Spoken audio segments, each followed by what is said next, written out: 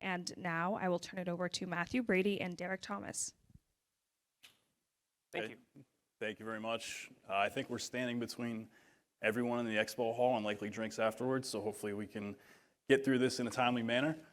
So this afternoon we're going to share some ideas on how we've operationalized threat intelligence within Target's environment, both from an analyst perspective and myself, and then also from a engineering perspective from Derek. So I'll be talking more about the what we're doing, and Derek will be talking more about the how of how we're doing that.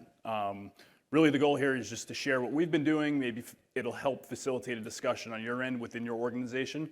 A lot of what we're going to be talking about is tools that we use open source, so a lot of like freemium stuff that you can leverage in your environment if you'd like to. So let's get right into the content.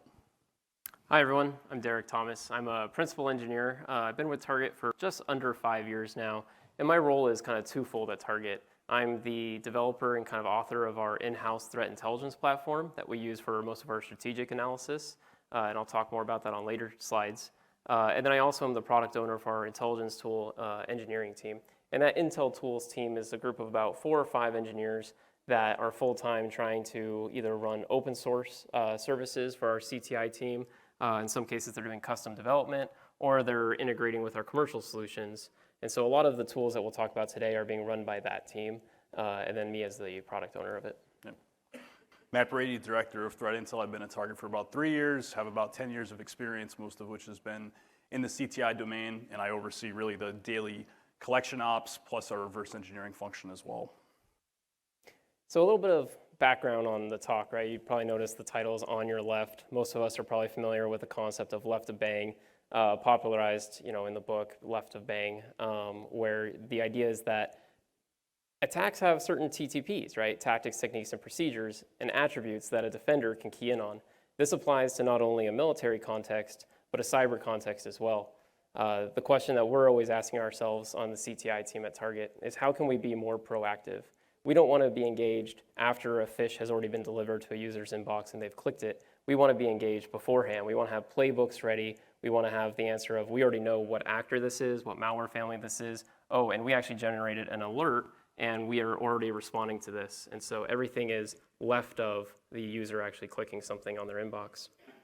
Another idea that is very popular, and there's actually a talk right now going on at the same time that I'm hoping to see afterwards, is intelligence-driven incident response, right? And this is a book that's probably floating around our office because analysts are constantly reading it, and it's kind of key to how we've structured our Fusion Center. And the idea here is that everything should be intelligence-driven at Target. All of the security teams need to talk to our intelligence team because our intelligence team can help them narrow their scope. It can tell them what's actually important. It can tell them what adversaries are actually doing to do breaches, and it can also inform them in various ways.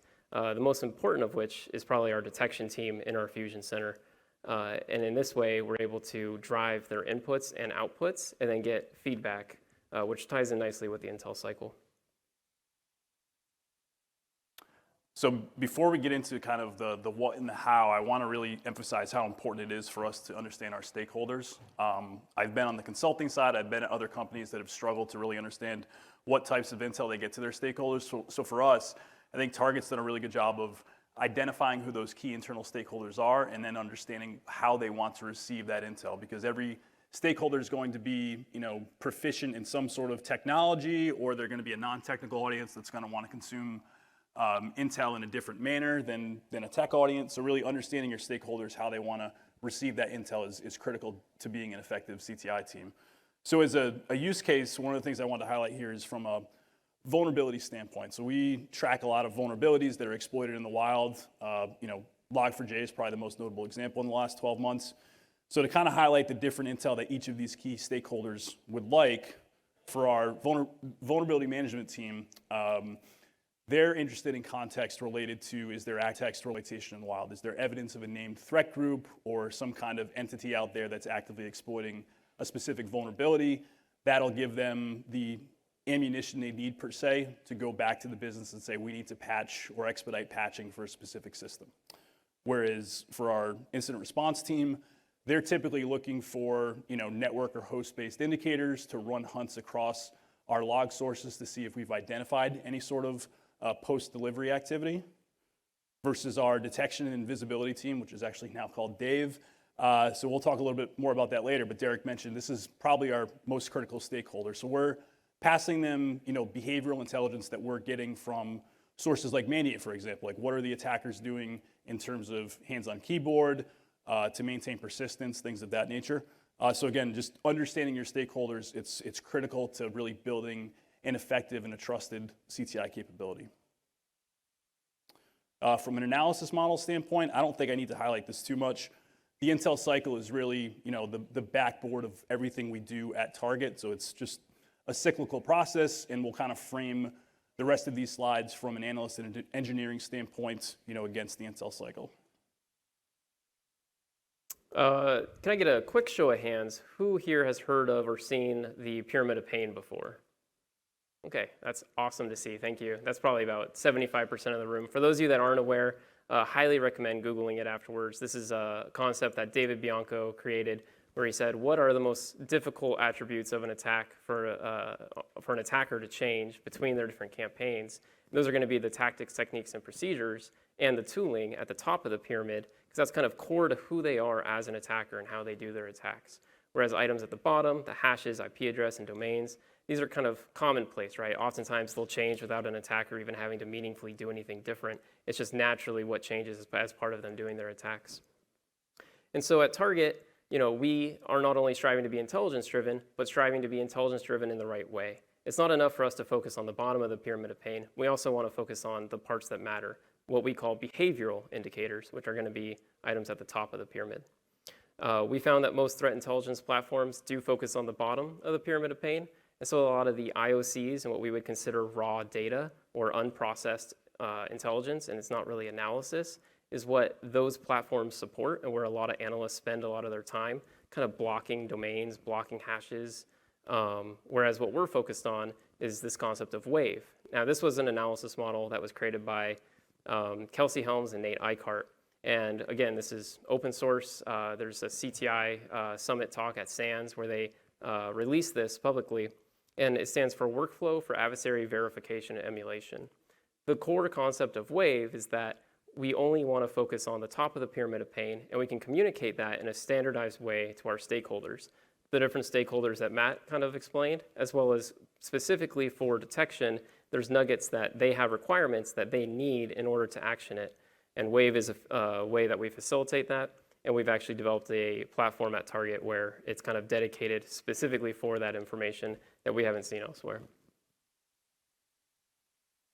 All right, so starting from a planning and direction standpoint, I guess show of hands, folks in the room, are you aware of priority intelligence requirements? Do you have them documented somewhere? Is it in a spreadsheet, something like that? Show of hands, anybody out there? Okay, so a few people. So for us, it wasn't exactly the way that, kind of fit for how we did threat intel at Target. So we're gonna kind of talk about a different way that we approach this. So everything for us starts from an intent and capability standpoint. So if you see this matrix here on your screen, it kind of plots what the intent and capability of a specific adversary is, and I'll give a few examples of what that looks like on the right side. But really, we want to focus first and foremost on what actors are most likely to target our industry, which is a US-based retail company, and then from there on, kind of looking into our supply chain ecosystem to figure out what threat actors may be interested in targeting, critical supply chain partners, whether it's with, wiper malware, ransomware, et cetera. So really taking a deeper dive into the threat landscape. And then from a capability standpoint, like, are they capable of exploiting 0 days? Do they use custom tooling? Things of that nature. Really where the rubber meets the road from a heat map standpoint that I'll show in a second is a lot of groups could be very high from an intent standpoint, but low from a capability standpoint, or vice versa. And that's kind of where we make the delineation when it comes to this heat map. So for example, a group like Fin7, high intent to target the retail industry, medium to high intent in terms of capability. And this is not actually one of our heat maps. We just created this for the sake of this talk. But you can kind of see here, moving towards the left of this heat map, we've got a Chinese APT group here that's kind of in the middle of the chart, and then a Russian APT all the way at the top. So very unlikely to target the US retail sector, but extremely high capability. One of the things that I really wanted to point out as we go through this slide is we're able to treat all of the threats that we track the same in terms of the methodology we use, but we don't apply that methodology on a day-to-day basis for those same threats. So for example, Fin7, high intent to target the retail industry. We're actively alerting on any new YAR signatures that trip malware uploads to the virus total. We're looking at new command and control servers that are spun up as part of their infrastructure. We're looking at any chatter on the dark web related to these actors talking about buying, phishing kits, things like that. Whereas for a Russian APT, for example, we may just want to get an alert on finished Intel products from a Mandiant or a CrowdStrike. We just want to have that situational awareness because there's only so much time in a day for our analysts to be able to look at those threats. And if I tie that back to Rob Joyce's talk earlier about responding to the Russia and Ukraine situation and then going into the China-Taiwan potential conflict, we have this framework in place where if we needed to move APT-29 all the way over to the right from an intent standpoint, if they show some sort of intent to target the retail industry, we have the ability to just kind of flip a few knobs and we're able to spin up the same kind of collection that we're doing for a Fin7. So we don't treat all threats equally in terms of prioritizing them, but we do have the same framework in place to be able to kind of gain the same level of visibility across the board for those threats.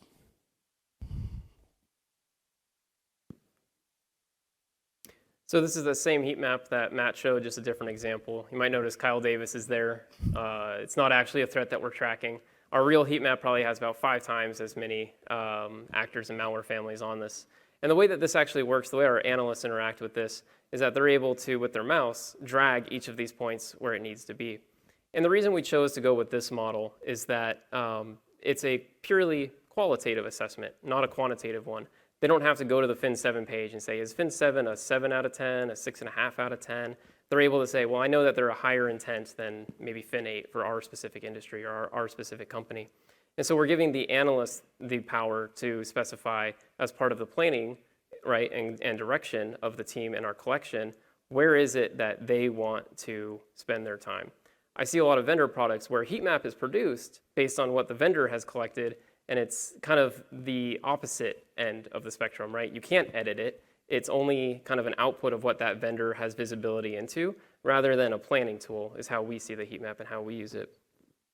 Ultimately, that data is posted in JSON to a database, right, where we can have that relation. And like Matt mentioned, we get to see this over time. So if APT-28 is on the far left one day and then on the far right the next year, we can kind of see that over time and see how it's changed, see how the threat landscape is changing, which is pretty cool.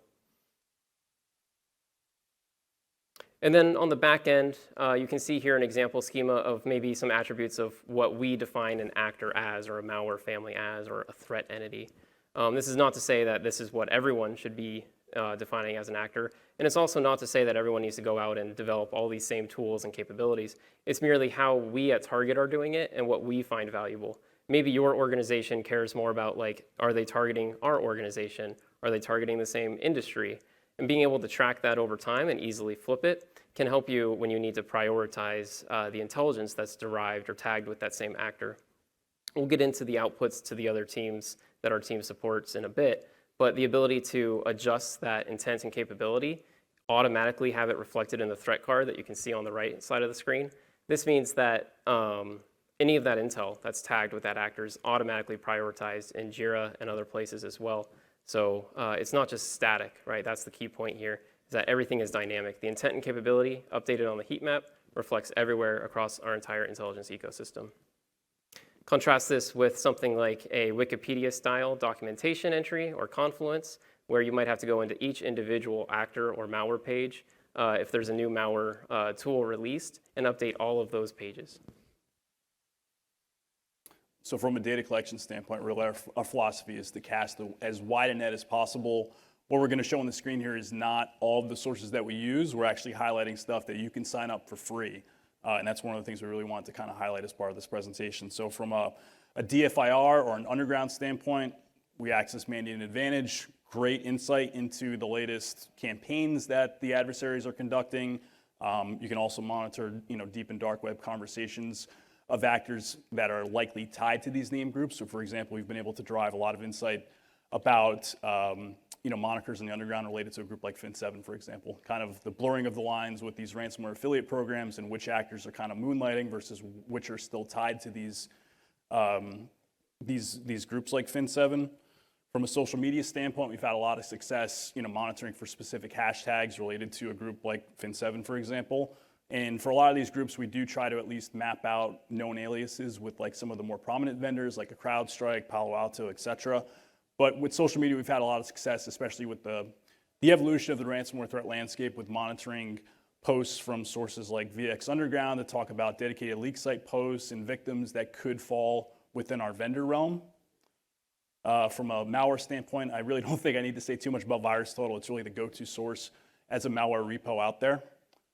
And then from an infrastructure standpoint, RiskIQ. But again, these are not all the sources we use. We just really want to highlight the fact that all of these are available for free accounts. And with VirusTotal specifically, a lot of the stuff that we've had success with lately is being able to look at infrastructure data as well, so we can kind of dual source what we may be looking at from like a command and control standpoint.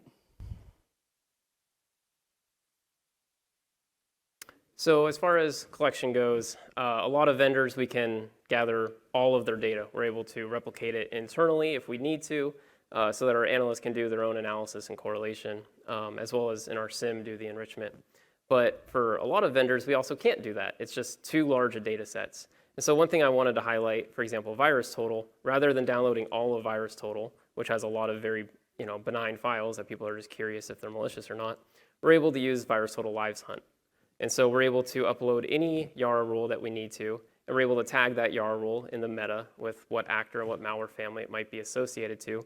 And then in our pipelines, right, those files are being downloaded, and our analysts are automatically being alerted. And this is based on not only the metadata and the kind of the report from VirusTotal, but also the raw binary itself going through our processing pipelines, which we'll talk about in the data processing section of the Intel cycle. You can see the note down there at the bottom of the slide. It's got 26,000 YARA rules. I checked this morning, we're actually over 27,000, and that might seem like a ridiculous amount, but we're not actually uploading all of those into Live Hunt.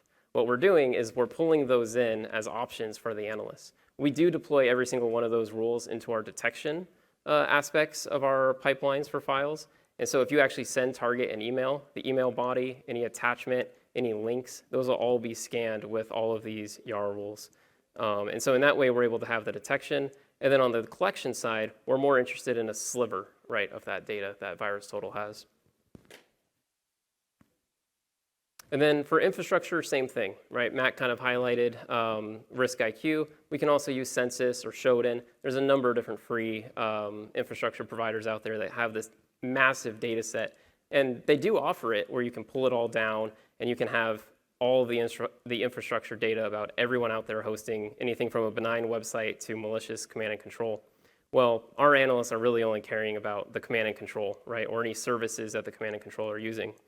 And so what our analysts do is they're able to track this infrastructure over time. They're able to say, this signature, maybe with this JARM hash, or this SSL banner, or this service running with this whois data in combination with that, and then do multiple layers using things like domain tools, they're able to see what results they get.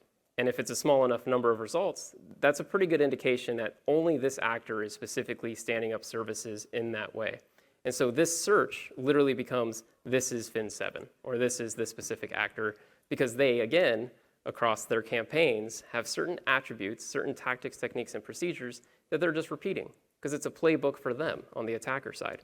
And so we can key in on that, and then we actually have a service called InfraQuery, where we are automatically pulling down this data from these vendor APIs, and then putting it into our Intel ecosystem for processing. Same thing with deep and dark web signatures, right?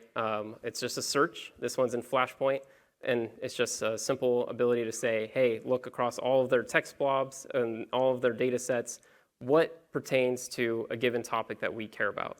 And then we can tag that, and we can pull that down via API and say, hey, any of these matches, this is probably target red card. Actors talking about the target red card. Maybe malicious, may not be, but we at least are interested in that data. We want to maybe have alerting on it, or additional post-processing on it to identify whether or not it's malicious activity or fraud-related, et cetera.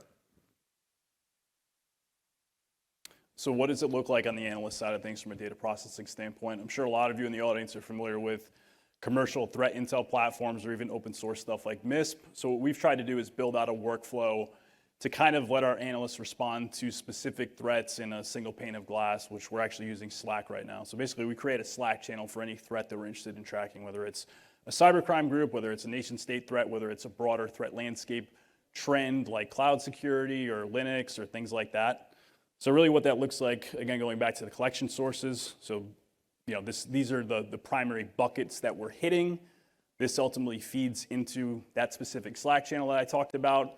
And then we're using, and Derek will talk more about this, but we're a big Elasticsearch shop. So we're writing Elasticsearch alerts to be able to pipe the parameters that we're writing these queries for to hit virus total or to hit a census, for example, into a specific alert in Slack, which looks like this.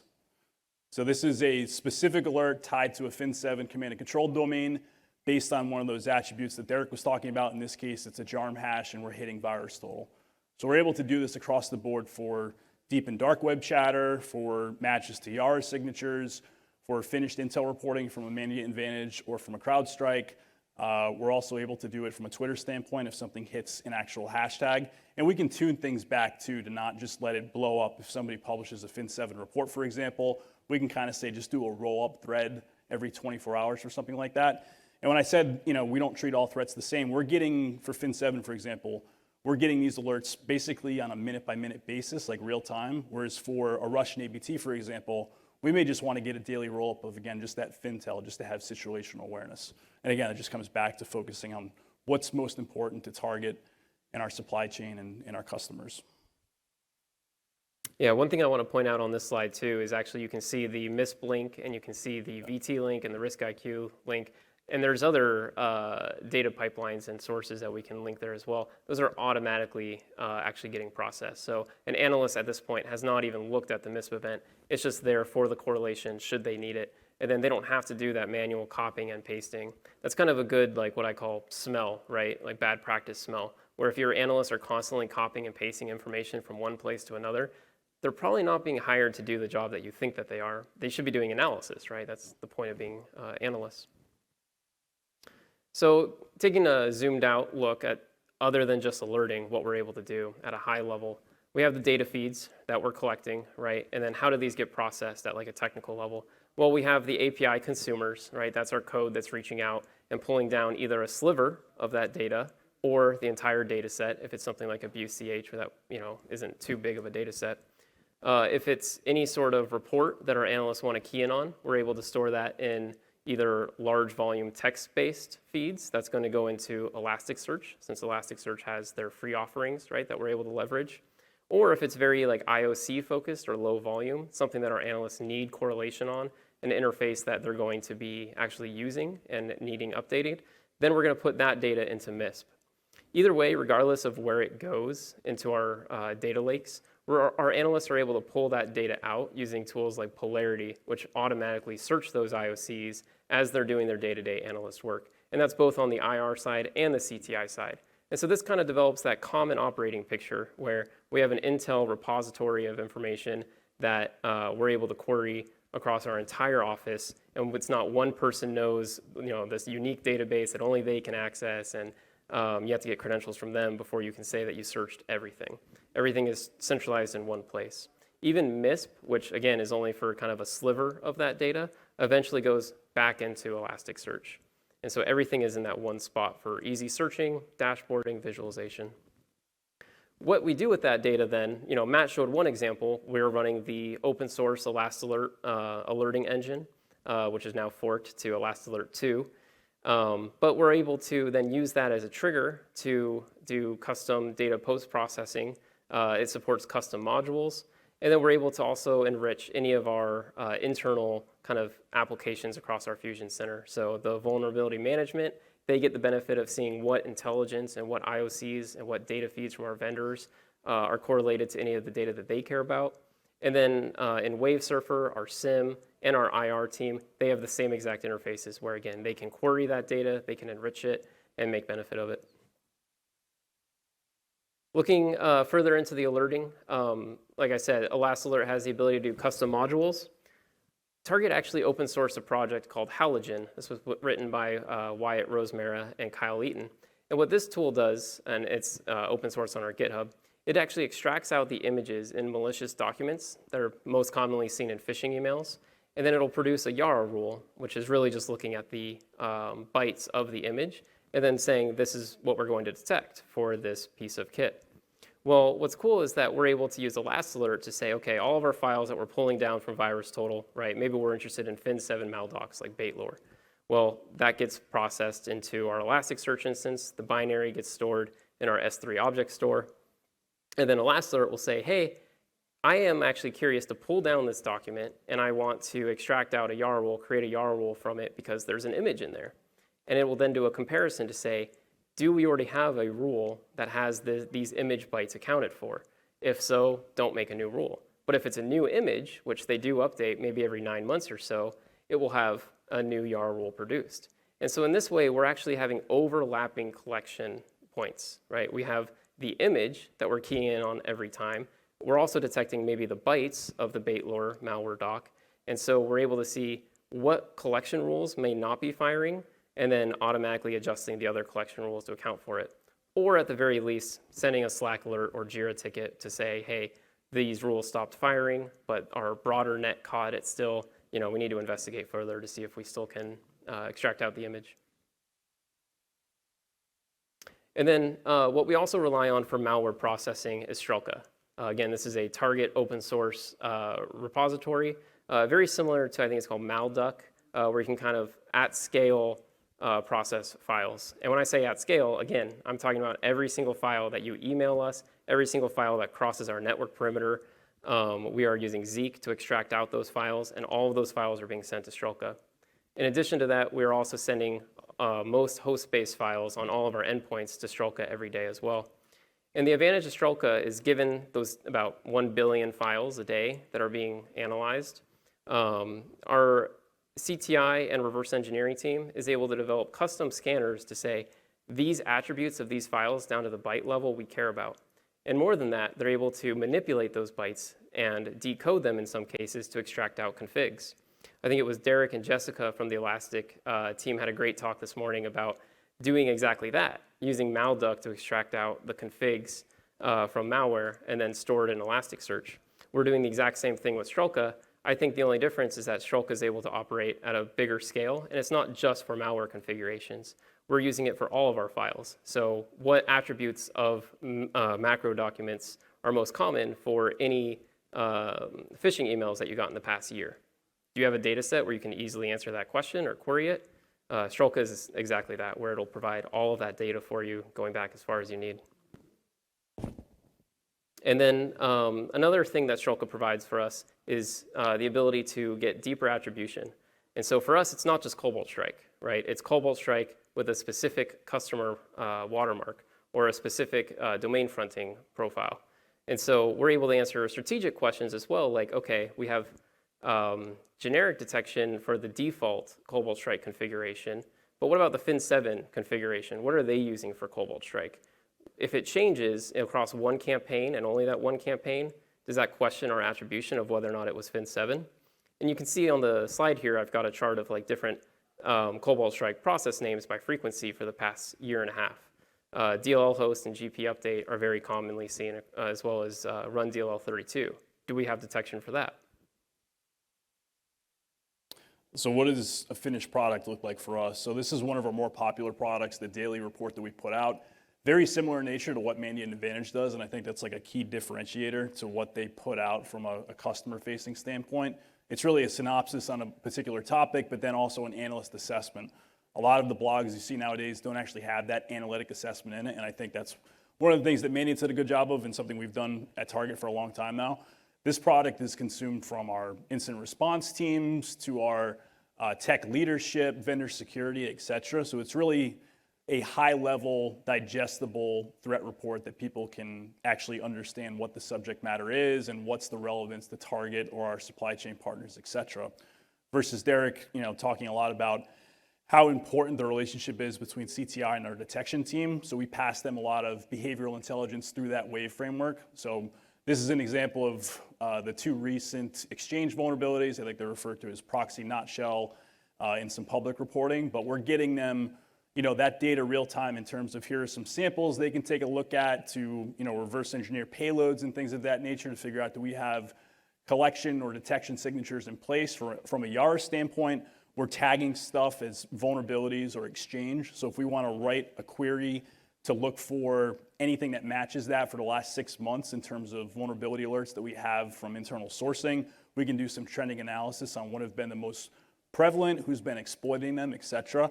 So this really allows us to gather as much context as possible and provide it to our detection team for them to generate that type of detection signature. So it's difficult to show analysis being done on a PowerPoint, right? Matt kind of highlighted some of the external products that might go to other teams. I kind of wanted to highlight maybe something that our CTI team would use internally. This is just a Kibana visualization, which is nice because we get that search engine into our data lake free from Elastic. And we also get the ability to do some of these dashboardings and kind of aggregations and trend analysis. And so what we're looking at here is 2 charts, one being infrastructure registration by what we've attributed to FIN7 or TA543. And then we also get the Yara rule hits. And these are primarily virus total and abuse CH. And so we're able to see what's the delta between the registration of command and control for FIN7 versus when we actually see victims uploading files to virus total. Is that being shortened over time, right? We typically will see maybe a week or 2 before a campaign even occurs that they're standing up their command and control. That's about as far on the left as you can get, in my opinion, right? You're literally being able to predict adversary behavior. And we have an analyst that sometimes will joke and say, I'm going to make sure to time my PTO around, the C2 registration of the adversaries that he's tracking. That's really the goal, I think, for our CTI team. So dissemination and feedback, I would argue this is almost one of the most important parts of the intel cycle, because this is where you get to ask yourself on your cyber threat intelligence team, are we pushing and are we publishing impactful intelligence? Is it going anywhere? Are you just throwing it over a wall and saying it's theirs now? Do you have any metrics to measure that success? So what I have highlighted on the screen here is just one of the outputs, right? This is kind of tied into Wave of to detection and then ultimately to our incident response team, what that flow looks like across our Fusion Center. Our Intel analysts will upload in Wave Surfer the various Intel packages and attributes that our detection team cares about. And then our detection team is able to create rules from that. And then they'll use Jira to kind of document their work notes to say, what does this look like in the network, PCAPs? What does this look like on the host? And then that ultimately results in rules being created in our SIM. Those rules will then feed back into CTI because we're able to say, okay, this rule, which is tagged with the intelligence that we passed them, is tagged with these MITRE techniques or these Wave techniques or these threat actors and these malware families. Well, then we can create nice visualizations to say, here's the delta between our intelligence and our detection. Maybe some of our intelligence we can't create detection for. Or maybe some of our detection we have, but we don't have any intelligence mapped to it. That might be a gap in our attribution or our tracking. And so we're able to see the difference between what we're providing versus what they're creating. And maybe that means that we're not actually publishing the right intelligence for them. We're not providing the right info if they're not doing anything with it afterwards. Ultimately, if there's network traffic that matches those alerts in our SIM, then that will create a case for our CSIRT team to respond to, our incident response team. And that will feed back into our detection rules as well, right, in our detection team. They're able to say whether or not there's a large number of false positives, non-security events. Are the rules that they're publishing any good? And that's kind of a loaded word, right, good. What makes a good rule? A lot of people say if there's no false positives. Well, I would argue it's really about the start of the entire intelligence cycle. Are you detecting the adversaries? Are there true positives in there? Or would there be true positives for the rule? That should be first and foremost. And then the false positives, which oftentimes your incident response team or your true positives that they're seeing should feed back into that to see whether or not any of those rules need reevaluation and whether or not your intel team, again, is providing the right type of intel. If you have rules that are firing and you're not getting it at certain stages of the kill chain, that could also cue your intelligence team to see whether or not you need to be focusing on those parts of the kill chain. Here's an example of Wave Surfer or Wave kind of intelligence package. And you can see here that it's talking about Griffin being used by Fin7. It's got the actor and malware tags, as well as the MITRE techniques tagged to it. This is ultimately sent over as a JIRA ticket to our detection team. This is what they use for kind of their comments, where they'll say, hey, we could use Strelka in this way. We already have YARA rules. It's one of the external YARA rule repos that we're pulling in. Florian Roth has detection for it already, or Mandiant, FireEye's countermeasures repo. Any one of those different YARA rules, BART Blaze, we can pull in and say, let's just use this off the shelf and just alert CSER anytime this YARA rule triggers a detection. They can also look at the network traffic, use Suricata signatures as well, but all of that's going to be documented in JIRA so that they can go back to it and they can reproduce their logic if they need to. This is kind of the final output of all that research, right? Researching Fin7, doing that attribution, passing it to our detection team, them digging into the host network and file artifacts and seeing what coverage they can come up with at different categories. This has got the title on it, so at a glance, it kind of makes sense that this is just looking for JScript abuse, which is what Griffin does. And then it's got that query on there, which this is easily reproducible by our IR team. They can go in the platform, run the query, see what matches they have. And then they can say, why are we even detecting JScript to begin with? Well, it's got that nice CTI link on there, so they can go back and look at the original intel, look at the original actors and malware that are tagged for the intel and say, oh, we're detecting JScript because Fin7 uses JScript. Makes sense. And then it's got that additional links, again, like I said, if they need to kind of see how they arrived at that detection logic. And then they can also propose tuning it, right? They are just given an alert, but they're also given all of this context with it so that they can provide that feedback to us and say, hey, I know you're just looking for any execution of JScript, but maybe we should look at this specific command line flag, or Fin7 does this, and our accounting team is doing something different, so we need to account for that. All right, so to wrap this up, again, understanding your stakeholders, identifying them, knowing the different needs they may have, critical to the success of any CTI team, and really trying to maintain a regular cadence with meeting with those stakeholders, I think we found to be very successful. Not overdoing it, not trying to make it too much of a burden on them to attend a monthly meeting, but really working with them on their timelines to figure out what updates are applicable to us from a collection standpoint. What do we need to let them know that's going on in the threat landscape? So obviously knowing your stakeholders is critical. Not treating all threats equally. So again, if I go back to what Rob was talking about earlier with the potential for a China-Taiwan conflict, if Target, for example, has a critical supply chain partner in Taiwan and the invasion happens, we have Chinese APTs kind of in the middle of our heat map. We may, not necessarily move them up in terms of intent immediately, but we may want to kind of flip a few of those knobs that I talked about in terms of getting more real-time collection across YARA signatures, across command and control servers for different types of Chinese APT malware, things of that nature. So again, we have that framework in place to be able to operationalize that intel as soon as we need it in the event of a conflict like that. And then finally, in terms of planning to grow, so from a people, process, technology standpoint, one of the examples that I like to use for our team, because it happened a few months after I joined, was COVID in March of 2020. We noticed a big shift from a lot of the cybercrime groups that we previously tracked in a Fin6, Fin7, Fin8, using point-of-sale malware to infiltrate retail environments, moving more towards that homegrown ransomware as a service program or just becoming an affiliate of another program. So we had to pivot from monitoring carding shops that are now defunct, like a Joker Stash, and start collecting intel from dedicated leak sites like Dark Matter or Black Matter, or whatever it's called, Conti, Revil, you name it. So being able to kind of pivot on the fly and figure out how do we collect against new sources and kind of deprecate old ones is critical. I mean, from a people standpoint, I think everybody's dealing with retention issues nowadays too. So documenting all of these things, like making sure things are in place for when you hire new analysts is critical to maintaining the success of the team. So with that, we are happy to answer any questions.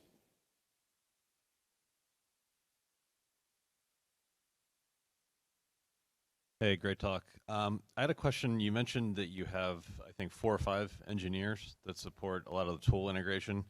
I was just wondering if you just give me some thoughts around, how that team operates, team composition. Are they dedicated? Or do they do some analysis on the side? You know, when you were building that team, some of the thought process that went in there.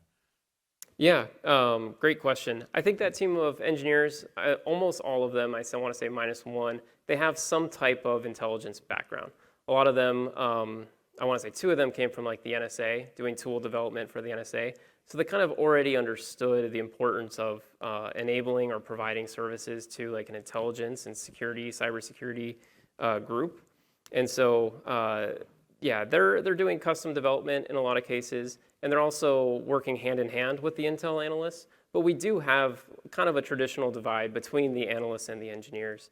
So oftentimes when we're talking about doing custom Elastalert rules or custom modules where we want to set up a new ETL pipeline, that's going to have to be analyst and engineer hand in hand, right? To say, hey, we want to do this cool thing with VirusTotal files. But for most day-to-day tasks, most of the tracking that our analysts do, our engineers are solely focused on just enabling them to do their work so that the engineers can focus on development instead. So you mentioned earlier that you have the ability to change the knobs for a particular APT depending on the situation, right? How many days worth of data do you have in your data lake to go back and do something like that? Or are you talking about moving forward? So to Derek's point, from like a YAR standpoint, we have like, 27,000 YAR signatures now. Not every one of those is turned on per se inside of VirusTotal. Like we're collecting those from open sources like Derek mentioned, from like a Florian Roth. We're pulling stuff from paid vendors like a Mandiant or a CrowdStrike, and we're putting those into VirusTotal in the case that we want to operationalize those and gain deeper visibility into those malware families. But not everything is turned on because we just get a flood of alerts that we don't have time to respond to. Again, traditionally, we're not going to worry about malware tied to APT 29 or to a Chinese APT unless for some reason they cross paths with our business, which is typically going to be from a supply chain standpoint with us being a US-based retailer. So when I say flip those knobs, I mean we have the framework in place in terms of having all those signatures like available and ready to go, but we don't have that green switch kind of turned on to start flooding those Slack channels with alerts.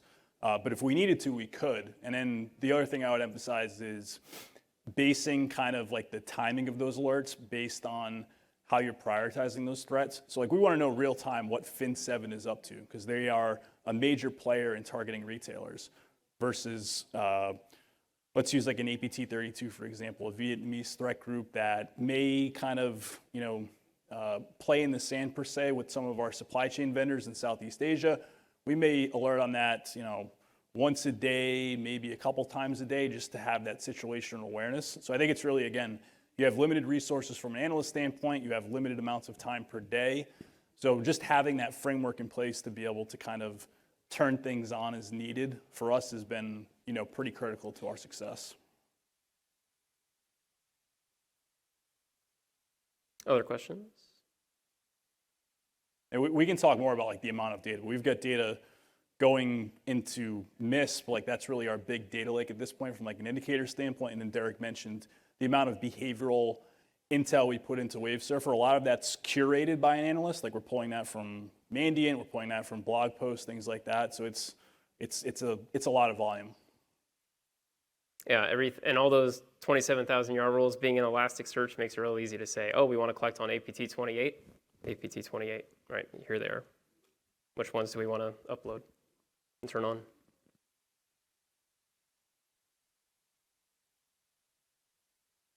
Great.